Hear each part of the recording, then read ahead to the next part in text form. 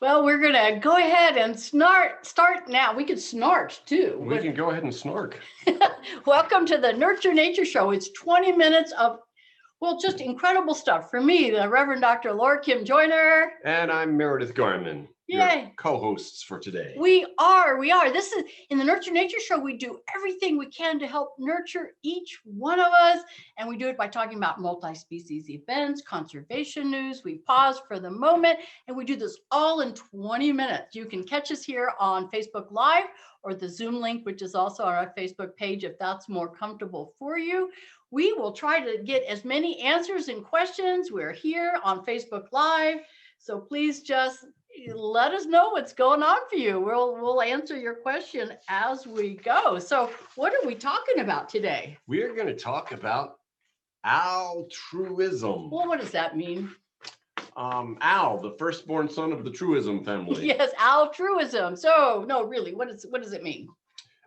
Well, it's doing good things for other species, for other animals of your same species, in some cases even other species. It's helping them out, not exactly expecting something in return. There's some cost. There's got to be some cost. There's some energy or time that you didn't have to spend, but you do spend to help another organism. It's sort of like, but sometimes it does really help. And we're just going to give some examples, and we're going to see maybe it does help all of us and helps the community when we do altruism. It's sort of like I scratch your back, and then I'll scratch yours. Or in our case, mostly you just scratch mine. So because I can't reach it so much. So let's give some examples and let's find out why it's important to nurture nature and how it helps us being humans. What's an example you'd like to bring up about altruism and other species? Well, I'm just wondering what happens when we do that. What's going on when people decide, are you altruistic? And if you are, why are you? Why do you ever help anybody else out? Well, that's a really good question, because I'm another species too. Another word for this would be cooperation or pro-social behavior. It's what we do. It's like empathy to help us all get along. And here's something I want to say. Nothing is purely altruistic. If I am meeting someone else's needs, it's helping me too, because I have a need to help people and that they do well. So I don't believe there's any such thing as pure altruism. Is that a genetic reason? Why is that built into you? What Darwinian reasons would there be for that to be built into you? Well, helping others, they'll turn around and help me later, and it helps the community. So we're all able to do that, and it makes me feel good. But it makes you feel good because I'm helping others, which helps the community and helps. I know what you wanted to say. You were wired to feel that good because acting that way is more likely to help you reproduce, unless you're a sociopath, and something like about 2% of the population can be that way, and that's the carrying capacity that is created when there's just a social species like this. So last week and the week before that, we talked about truth and then deception. These are signaling ways to tell each other about what our intentions are. And so we thought we'd say, well, it's not all deception. We actually help each other out. And we talked about humans doing honest signaling by going out hunting and bringing back meat. Other species do that for their group. Do you know who does that? Who else does that? Well, it's right there in your notes. Wolves and wild dogs. Wild dogs, they do that. They help out others, even ones that aren't even related to them. And I was surprised to see the number of species that help sick, injured, elderly, and orphaned animals. There are so many to do that. I'm going to look on our chat now to see if anyone else can think of all the different species that do that. And in particular, the sick or the elderly, they're less likely to be able to do something back for you. So what's the evolutionary reason for wanting to help them out? I don't know if this is a point I want to make. I'm not sure that there has to be a reason that we can figure out. It's just in our wiring. And it's just something that maybe sometimes helps, and sometimes it's just an accident that gets produced along with nurturants and progesterone and oxytocin to care for our young. It's just a leftover. It feels good to take care of others. So there's a wiring there, and the wiring generally does help us survive and pass on our genes.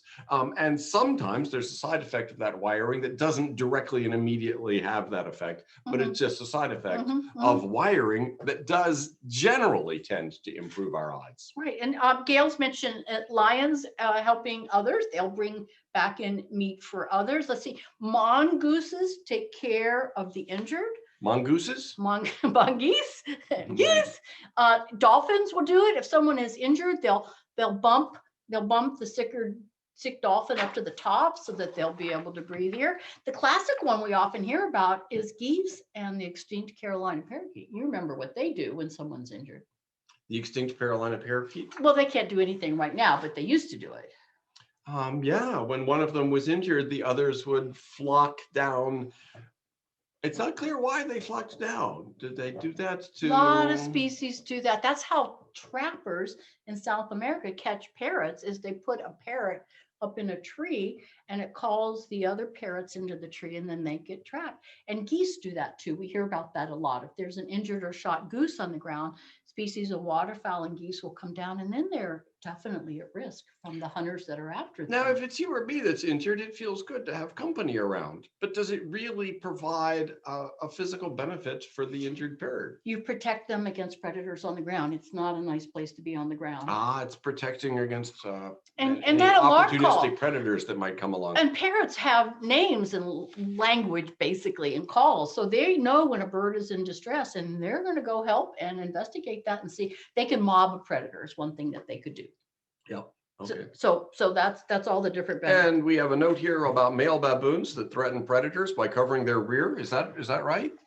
Not their rear. The rear. You should review your notes a little better. It's the bright red rear, and so they cover it up to prevent predators from seeing them. And they also go to the rear of the group of monkeys to protect the rear.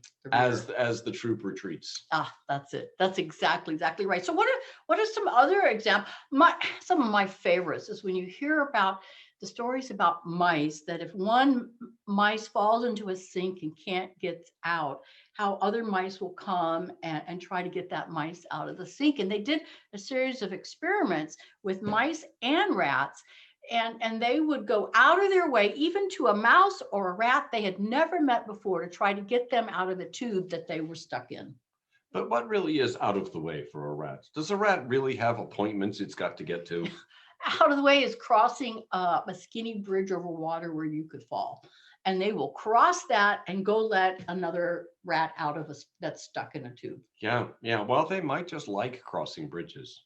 It is kind of fun. Oh, well. There is that. Well, it is kind of fun. I like when someone else is in trouble. I kind of like going, but it's kind of fun. Well, yeah, you cross bridges, but it's also kind of fun just to be helpful. Yeah, that's right. And so you have to wonder why experimenters are locking rats in tubes. I mean, why are they doing that? So the experimenter will put a rat in a tube, and the rat can't get out of the tube. It can't turn. It's too small. They lock it into a tube. It around. Right. But another rat that knows how to release the end of the tube so the rat can get out, that other rat will go out of its way, assuming rats have a way. They will traverse a dangerous bridge, could fall, just to get over where they can flip the release on that tube that they know about how to release. And let the rat out of the tube. What a job, locking up animals into tubes. And remember, going out of their way, energy cost, animals are, except in some instances, are programmed to not want to overuse energy. It's a detriment to their flourishing is to use energy. So out of your way is any movement that you don't need that's directly related to your survival. Out of your way. Do rats have a hierarchy status thing going on? You get more hierarchy and status if you're the one who helped the other rats? I don't know that. Does anybody else want to answer that? Let me see. We have a comment from Gail saying, don't crows do mobbing and help each other out? Yes, they do. They do a lot of those things. Absolutely. Why is a group of crows called a murder? Because they go mobbing people. They go mobbing. Oh, here's one that is just so precious. Vampire bats. They're so cuddly and cute. They're so cuddly and cute. Vampire bats. If you're hungry or starving, they will regurgitate blood for you.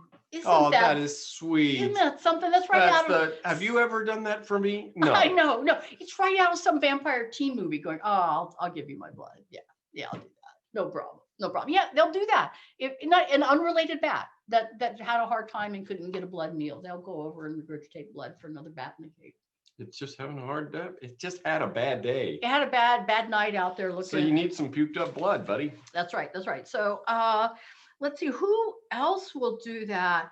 Humpback whales. They'll puke blood for you? No. They will protect other species from pilot whales. They'll actually not just protect their own species, but other species. Isn't that amazing? They just don't like pilot whales. They are Nobody determined. does. They are determined to keep prey away from pilot whales. The pilot whales just refer to them as jerks. Yeah, that's keeping us from eating. That's right. That's right. So, and then Prezopi's horses. It's the only living original horse that is a wild species. They will protect kin of other horses from predators and also non-kin. They'll just help out. So these are wild horses? Mm-hmm. Have never been domesticated? No. Well, maybe a little bit. It's kind of these days a lot of those kinds of animals have kind of come and gone from. Right, but they're wild and they're not feral. That's not that they've gone back to being wild. They just continuously have been wild, and they in the wild exhibit this behavior of helping. So we've been doing mammals, but birds do this kind of behavior, as Gail was mentioning out. We have fish that will protect. Oh, here's one thing one fish will do. If a parent dies from a nest full of eggs, of fish eggs, if one parent dies, an unrelated male will come and protect that group. Now, why do they do that? It's sort of like us. You're really attracted to the young and you want to protect the young. Speaking of protecting young, there was a story where we had a wild red lord parrot chick that was an orphan, and it got up in a tree and it was calling because it didn't have anyone to feed it. We had rescued the bird, and an unrelated pair of red lord parrots came from the wild, came down in the tree, fed that chick, called the chick out, helped the chick fly off to the forest by bumping it underneath because it was like the chick's first flight, and went off with an unrelated chick and took care of it. Just adopted the chick just like that. So, and I've seen other parrots do that. One of the things I'm wondering about is the way that something very much the opposite of altruism, the way in human communities revenge works.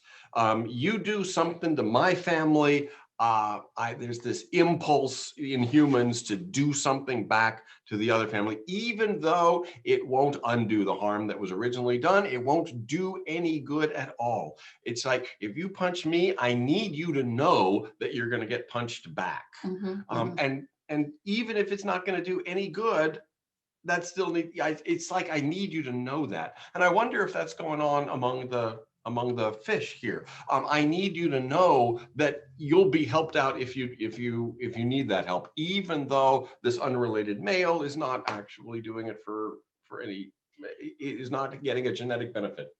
There's no Darwinian payoff. I think you bring up a really good point. We don't really know a lot of the evolutionary or the cultural motivations behind what any of us do, let alone these other animals. We don't know. So we're just guessing. We figure that somewhere down the line, there's a Darwinian payoff. Otherwise, natural selection would have selected out these behaviors that don't do. Or it's just, remember, it's just we.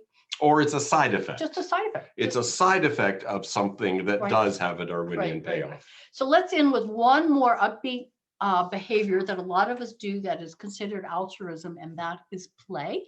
And we can think about dogs especially, but all kinds of animals play. Is that altruistic if we play? What if we're playing and I win? Is it still altruism? You don't win. Well, you hardly ever win. Well, that's because I'm so altruistic. Oh, you've been faking it all these years. Oh my gosh, I thought I was my brilliance. A lot of animals will play together because they're learning social intelligence. They're learning what others are feeling, what their motivations, whether you can trust their signaling. And so this play is, I will engage in play so our pack will get smarter together. And I think humans do a fair bit of that too. And so the theme of altruism becomes really just the more broad theme of just social species, why there are social species and how that works. And play, of course, is a crucial part of how they get socialized into being whatever social species they are. So go out and play and admire what you do to help others, because it's good for you and it's good for others. And we need to do a couple current events. I know we're getting close to being out of time, but let's talk about some things that happened this week. What's going on this week? They found the new species of bumblebee. Do you know how many species of bumblebees there are? There's like over 100. 251. This one is 251. Right in the Rocky Mountains. Here's the really fun one. Did any of y'all have cats? Let me see. You know how cats sort of have that pouch that swings underneath them? Right. They found out what that is and what it's for. It's fat. No. It is. It could be. It could be fat. It's called a primordial pouch. And it's normal, and it isn't just domestic cats that have it. And what's in the pouch? Sometimes it's just extra skin, and it's there so the cats can be pouch of skin. Yeah, so they can be more flexible in case they get bit there, or that's just skin that isn't going to hurt them too much. And it can store, if their stomachs get really big, it can store. It got fat in there. It can have fat in it, so we need to watch it and feel that. But it's a normal anatomical thing, and we should not judge other cats for having a primordial pouch that swings when you walk, nor other humans. It's all beautiful. Their pouch swings when I walk? I suppose so. So let's see, what else was new this year? Maybe we should just go on to conservation news.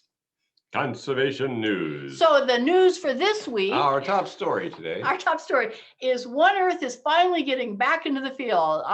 Laura Kim here. After 13 months, I'm double vaccinated. I'm going back to Guatemala to work on our bi-coastal project. We work with the Yellowhead Amazon on the, can you name which coast? Pacific or Atlantic? That's on the Atlantic coast, isn't it? Very good. Yeah. And the Yellowhead Amazon on the Pacific. So first time I got to be with new partners, and we're really excited about the Guatemala Atlantic coast with the Yellowheaded, because this is the area where double hurricanes came through in November. So we're really trying to support the people, to support their parrots. And there's new people there that I've been working with just on WhatsApp, and I need to go meet them and help them and train them and make sure we're monitoring the birds. And I'm really excited about going there. Yellownapes on the Atlantic coast.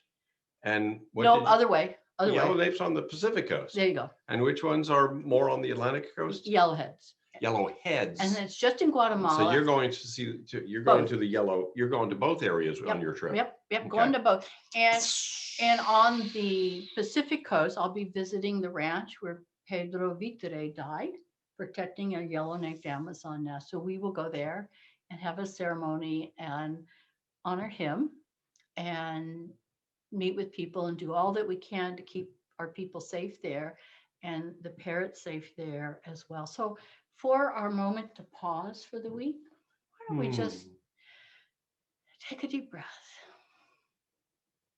and remember all those who are helping animals all over the world. Maybe you'd like to just say a few words.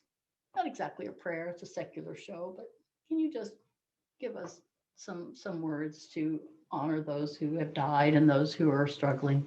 Well, I want to just invite people to take a breath. Breathe in that air that vertebrates all over the planet breathe in. Except for the fish. Breathe in, sharing that sustenance, and breathe out, giving of your sustenance, as we all depend on each other. Take a moment to just bask and be aware of that connective interdependence. And so that's our show for the day. For the week, we are going to go on hiatus because I will be in the field in Guatemala. At least I'm hoping I'm going to be in the field. The Guatemala president's going to maybe do another topsy-turvy event. I hear he's talking tomorrow, and he's talking about keeping out foreigners from coming in with COVID variants. And that's what happened to me 13 months ago. And nobody's more foreign than you are, Laura Kim. No, absolutely not. So we're going to take a break. That is, if I do get to go, just keep checking out Facebook and our website page, oneearthconservation.org, in case you want to find out and send any comments. And until we meet again, remember that you are an animal. So act like it. You can't help it. So help it.